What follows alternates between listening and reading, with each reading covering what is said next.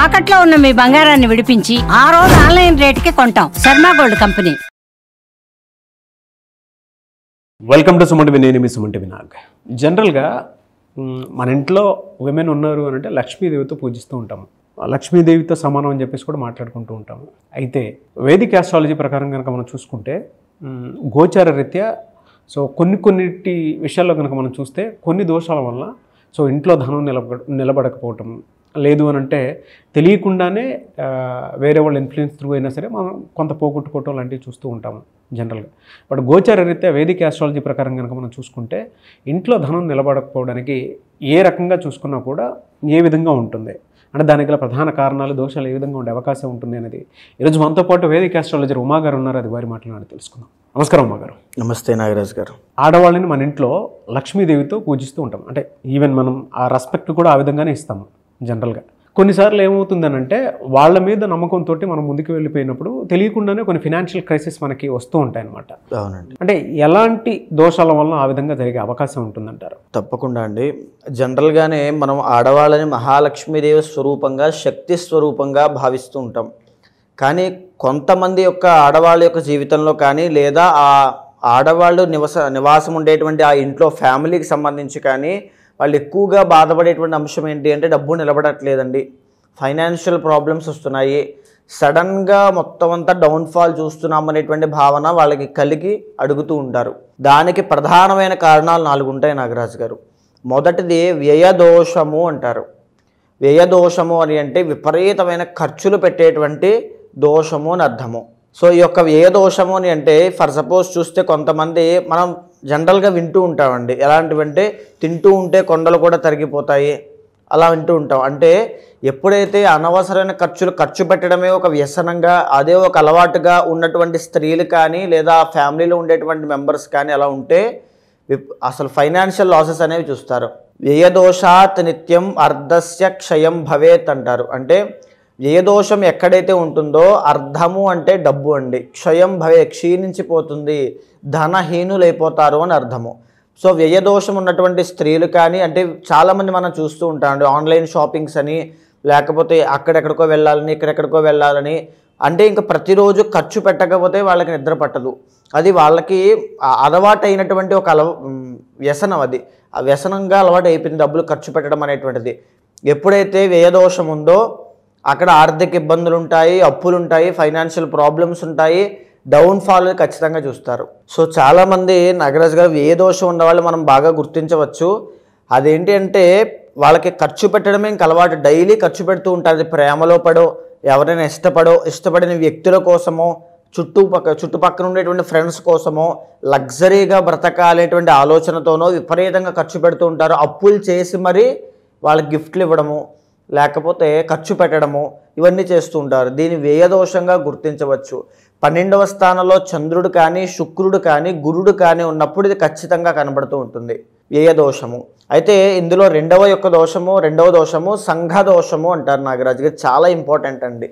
అంటే ఆ వ్యక్తికి ఖర్చు పెట్టేటువంటి అలవాటు లేకపోయినా సంఘము అంటే ఈ యొక్క సొసైటీ యొక్క బ్యాడ్ ఇన్ఫ్లుయెన్స్ వల్ల, చుట్టుపక్కన అట్మాస్ఫియర్ యొక్క ఇన్ఫ్లుయెన్స్ వల్ల, ఆ ఫ్రెండ్స్ యొక్క చెడు సహవాస దోషం వల్ల వాళ్ళు ఖర్చు పెడుతున్నారు కాబట్టి మేము కూడా ఖర్చు పెట్టాలి, వాళ్ళు ఇదంతా ఇలా చేస్తున్నారు కాబట్టి మేము అదే రేంజ్లో బ్రతకాలి అనేటువంటి ఉద్దేశంతో డబ్బులు అదే పనిగా ఖర్చు పెడుతూ ఉంటారు. అంటే అక్కడ ఖర్చు పెట్టకపోతే మన పరువు పోతుందేమో, ప్రెస్టేజ్ మ్యాటర్స్ అనేటువంటి విషయంలో విపరీతంగా ఖర్చు పెడతారు. సంఘదోషము అంటాం. అంటే నెగిటివ్ ఇన్ఫ్లుయెన్స్ వల్ల వీళ్ళకి ఆ బుద్ధి ఏముండదు, ఆ మాయలో పడి ఆ జలస్ ఫీలింగ్తోనో, ప్రెస్టేజ్ ఫీలింగ్తోనో, లగ్జరీ ఫీలింగ్తోనో ఖర్చు పెట్టాలి. చాలామంది చూడండి ప్రతిరోజు రూపాయి దాచుకుని ఒక పెళ్ళికి, ఒక ఇంట్లో ఏదో దానికి అనవసరమైన ఖర్చులు, ఆడంబరాలు ఇవన్నీ పెట్టుకుని ఒక 50 లక్షలు, కోటి రూపాయలు ఖర్చు పెడతారు, అప్పుల పాలు అయిపోతారు. అప్పటిదాకా జీవితం అంతా కూడా రూపాయి కూడా తినకుండా దాచుకున్నటువంటి డబ్బుల్ని బయటికి సొసైటీలో ఆడంబరం చూపించుకోవడం కోసం చేసేటువంటి కార్యక్రమంలో కొన్ని 50 లక్షలు, కోటి రూపాయలు ఖర్చు పెడతారు చూడండి. వేరే వాళ్ళ ఇన్ఫ్లుయెన్స్ తోటి, ఎవరు మెప్పు కోసం కోరుకుని. ఆ గొప్పల కోసం, హైప్స్ కోసం, దాన్ని సంఘ దోషము అంటారు. అలాంటి దోషం ఉన్నప్పుడు కూడా 11th హౌస్లో కుజుడు ఉన్నప్పుడు కానీ, 11th చంద్రుడు ఉన్నప్పుడు కానీ, 11th కేతు ఉన్నప్పుడు, రాహు ఉన్నప్పుడు ఈ యొక్క దోషాన్ని గుర్తించవచ్చు. సో ఈ యొక్క దోషం ఉన్న వాళ్ళు కూడా తీవ్రమైన నష్టాలు తప్ప ఇంకేమీ చూడరు, అప్పుల పాలైపోతారు. అండ్ మూడవది ఏంటి అంటే అభావన దోషము అని ఉంటుంది. అంటే ప్లానింగ్ లేకపోవడము, ఫైనాన్షియల్ ప్లానింగ్ లేకపోవడము. కొంతమంది చూడండి నాగరాజు గారు, డబ్బులు ఇంట్లోంచి తల్లిదండ్రుల దగ్గర నుంచి తీసుకుని ఆ బిజినెస్ పెడతాను, ఈ బిజినెస్ పెడతానని చెప్పి బీటెక్ అవ్వగానే స్టార్ట్ చేసి ఏదో ఒక దాంట్లో బిజినెస్ పెట్టి కంప్లీట్గా నష్టపోతారు. అంటే వాళ్ళకి దాని నుంచి ఎంత డబ్బులు తిరిగి వస్తాయి, దాంట్లో ఎంత ఇన్వెస్ట్మెంట్ చేయాలి, ఎక్కడ డబ్బులు దాయాలి, ఎక్కడ డబ్బులు దాయకూడదు అనేటువంటి విషయం తెలియక ఆ తొందరపాటు నిర్ణయం తీసుకోవడం వల్ల అభావన దోషంతో కలిగి వాళ్ళు తీవ్రమైన నష్టాలు చూస్తారు. అందుకే కొంతమంది 33 సంవత్సరాలు వచ్చేంత వరకు సెటిల్ అవ్వడం చాలా కష్టం అవుతుంది. 30 years వరకు ఎవరి జాతకంలో అయినా, ఎవరి జీవితంలో అయినా సెటిల్మెంట్ లేదు అంటే వాళ్ళకి అభావన దోషం ఉంది అని అర్థము. కొంతమందికి ఇది కాలసర్పదోషంగా కనబడుతూ ఉంటుంది. కాలసర్పదోషానికి 33 yearsకి చాలా ఇంటర్లింక్ ఉంటుంది నాగరాజు గారు. సో 33 సంవత్సరాల దాకా సెటిల్మెంట్ ఉండదు, డబ్బు సంపాదన ఉండదు, అప్పుల పాలు, వ్యసనాలు, చెడు సహవాస దోషము, కేసులు, గొడవలు, కలహాలు, ఫైనాన్షియల్ డౌన్ఫాల్, హెల్త్ ఇష్యూస్ ఇవే కనబడతాయి. పెళ్లి కూడా అవ్వదు. అంటే ఒక అభావన దోషం ఎప్పుడైతే సంతరించుకుంటుందో వాళ్ళ లైఫ్లో ఎదుగుదల అనేటువంటిది ఏమీ ఉండదు. సో ఈ యొక్క అభావన దోషం ఉన్న వాళ్ళని బాగా గుర్తించాలి అంటే ఏది కనబడితే ఆ బిజినెస్లో ఇన్వెస్ట్ చేసి నేను డబ్బులు సంపాదించగలను అనే భావనతో, అంటే తొందరపాటు నిర్ణయాలండి, stock market, share market, betting apps, జూదము, ఇంకా ఇవన్నీ కూడా అంటే నేను ఖచ్చితంగా దాంట్లో సంపాదించగలను ఓవర్ కాన్ఫిడెన్స్ ఒకటి, 2 తొందరపాటు నిర్ణయాలు ఒకటి, ఫైనాన్షియల్ ప్లానింగ్ లేకపోవడం ఒకటి, ఎవరి యొక్క ప్రాపర్ గైడెన్స్ లేకపోవడము, విచ్చలవిడిగా డబ్బులు ఖర్చు పెట్టడం వల్ల వచ్చినటువంటి దోషాలు యొక్క అభావన దోషము. అంటే స్ట్రిక్ట్గా పెంచకపోవడము, క్రమశిక్షణ లేకపోవడం వల్ల నష్టపోయేటువంటి ఆ సమస్యలు, ఇవన్నీ కూడా అభావన దోషం. ఏ బిజినెస్ కనిపిస్తే ఆ బిజినెస్లో ఇన్వెస్ట్ చేద్దామని అనుకుంటారు, అంతే. అప్పు తీసుకొచ్చినా సరే అంతే కదా, అలాంటివి ఉంటాయి. అంటే ఇంకా ఆ బట్టల షాపు ఖచ్చితంగా అయిపోతుంది అంటే దానికి ఎంత డిమాండ్ ఉంది, ఎంత సప్లై ఉంది, ఏమీ ఉండదు. అది ఎవ్వరూ పెట్టలేదు, నేను పెట్టండి క్లిక్ అయిపోతాను. ఈ ఒక్క లాజిక్ తప్ప ఇంకా వాళ్ళు ఏది ఫాలో అవ్వరు అనమాట.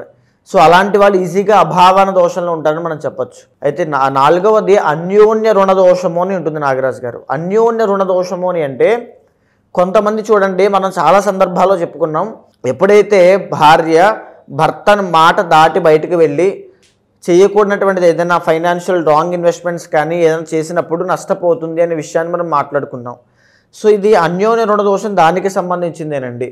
ఎప్పుడైతే స్త్రీలు ఎదర్ మెన్ ఆర్ ఉమెన్ ఖచ్చితంగా ప్రాపర్ గైడెన్స్ లేకుండా, ఆలోచన లేకుండా, ఇంట్లో వాళ్ళకి చెప్పకుండా నేను చెయ్యగలను, నాకు మాత్రమే తెలుసు, మీకు ఎవరికి అది సరిగ్గా తెలియదు అనే భావంతో ముందుకు వెళ్ళారనుకోండి, ఈ అన్యోన్య రుణ దోషంలో పడతారు. అంటే అప్పుల పాలైపోతారని అర్థం. చాలామంది చూడండి, ఇంట్లో ఆడవాళ్ళు మగవాళ్ళకి తెలియకుండా, అంటే భర్తకి కానీ ఎవరికి తెలియకుండా ఉన్నటువంటి డబ్బును బయటికి వడ్డీకి ఇవ్వడము, లేకపోతే ఇంట్లోంచి ఏదైనా డబ్బు సంపాదిద్దాము అని చెప్పి వర్క్ ఫ్రమ్ హోమ్ లాంటివి సెలెక్ట్ చేసుకోవడం వల్ల డబ్బు లాస్ అయిపోవడము ఈ మధ్య మనం చూస్తూ ఉన్నామండి. ఇలాంటివన్నీ కూడా అంటే ఎవరికి తెలియకుండా దీంట్లోంచి డబ్బులు వస్తాయి అనే భావనతో రోజుకి 1-2 గంటలు పనిచేసి వేల డబ్బులు కూడా వాళ్ళు అడుగుతారు, ఆఖరికి మొత్తం నష్టపోతారు.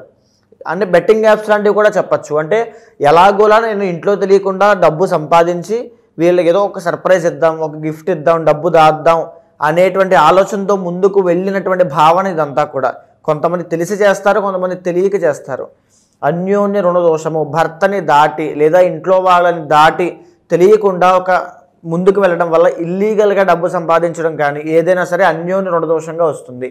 అది కేవలం వాళ్ళకే కాదు ఇబ్బందులు, ఫ్యామిలీ మొత్తానికి కూడా మనశ్శాంతి లేకుండా దూరం చేస్తుంది. సో భర్తని రోడ్డు పాలు చేయడము, అంటే ఆయన యొక్క పరువు డీఫేమ్ చేయడం, డీపాపులర్ చేయడము, ఇవన్నీ కనబడుతూ ఉంటాయి ఈ తొందరపాటు నిర్ణయాలు తీసుకుని చేయడం మూలాన.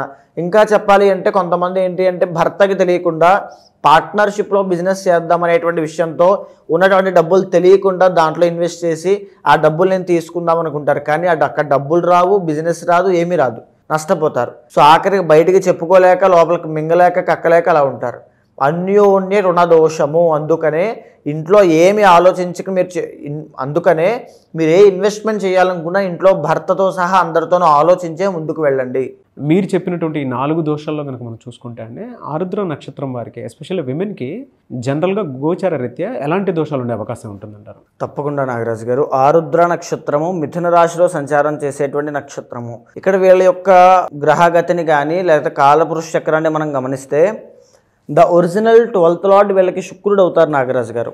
శుక్రుడు ఎప్పుడూ కూడా ఒక లగ్జరీని, తరువాత ఒక వ్యసనాలకి సంబంధించినవి, ఒక కంఫర్టబుల్ లైఫ్ కావాలి అంటే మనం ఎలా అయితే ఖర్చు పెడతామో వాటిని, తరువాత మోసాన్ని, దొంగతనాల్ని వాటిని సూచన చేస్తూ ఉంటాడని చెప్పచ్చు. ఎందుకు అంటే చాలామంది మనం చూస్తూ ఉంటాం, ఆన్లైన్ షాపింగ్ అని కావచ్చు, అదొక వ్యసనంగా అలవాటుగా మారి లగ్జరీ అనేటువంటి దాని మీద విపరీతంగా ఇప్పుడు కాకపోతే ఎప్పుడు ఖర్చు పెడతాంలే అనేటువంటి ఆలోచనతో ఖర్చు పెట్టి ముందుకు వెళ్తారు. ఇతర men or women drinking habits కోసం అవ్వచ్చు, దేనికైనా అవ్వచ్చు, బెట్టింగ్ యాప్స్ అవ్వచ్చు, దేనికైనా అవ్వచ్చు. ఒక ఎడిక్షన్ అనేటువంటిది ఎప్పుడు కూడా శుక్రుడే సూచన చేస్తూ ఉంటారు. సో ఖచ్చితంగా ఎడిక్షన్స్ కోసం అవ్వచ్చు, లేకపోతే లగ్జరీ లైఫ్ కోసం, ప్రెస్టేజ్ కోసం, తర్వాత మోసము అంటే కొంతమంది ప్రేమలో ఉండి ఇష్టపడిన వ్యక్తులకు విపరీతంగా ఇస్తూ ఉంటారు. అదేవిధంగా ఈ ఆరుద్ర నక్షత్రం వాళ్ళు నమ్మారు అనుకుంటే వాళ్ళ కోసం ఎంతైనా ఖర్చు పెట్టడానికి ఆలోచించరు. అక్కడ వీళ్ళ యొక్క ప్రధానమైన మోసపోవడానికి, నష్టపోవడానికి ప్రధాన ఘట్టము, మొదటి మెట్టు అక్కడే ప్రారంభం అవుతుంది. బాగా గమనిస్తే the original 7th and 10th lord వీళ్ళకి గురుడు అవుతారు. ఒక పక్క మ్యారీడ్ లైఫ్లో కూడా అంత సపోర్ట్ అనేది వీళ్ళకి లేకపోవడము, అంటే వచ్చేటువంటి హస్బెండ్ కూడా అంతగా గొప్పగా ఏదైనా సంపాదించడం కానీ, లేకపోతే ఫైనాన్షియల్ సపోర్ట్ కానీ పెద్దగా లేకపోవడం వల్ల నేనే ఏదో ఒకటి చేసి ఇంకా మంచి సర్ప్రైజ్ అనేది ఇవ్వాలి, లేకపోతే మంచి ఒక ఆసరా అవ్వాలి అనేటువంటి భావనతో ముందుకు వెళ్ళి నష్టపోయే అవకాశాలు ఎక్కువగా ఉంటాయి. తెలుసో తెలియకో తొందరపాటులో అది ప్రేమతో చేసినా, ఇష్టంతో చేసినా, నా కుటుంబానికి నేను కూడా ఒక ఆధారం అవ్వాలి అనేటువంటి దాంతో చేసినా తీవ్రంగా అక్కడే నష్టపోతారు.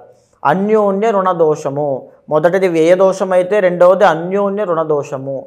ఈ రెండు యొక్క దోషాల వల్లే తీవ్రంగా ఫైనాన్షియల్ ప్రాబ్లమ్స్ ఉంటాయి. అండ్ వీళ్ళకి ఆ ఫైనాన్షియల్ ప్రాబ్లమ్స్ వల్లే మళ్ళీ మ్యారీడ్ లైఫ్లో కూడా ఇబ్బందులు వస్తాయి ఖచ్చితంగా. అంటే వైస్ వెర్సా రెండూ కూడా అండి.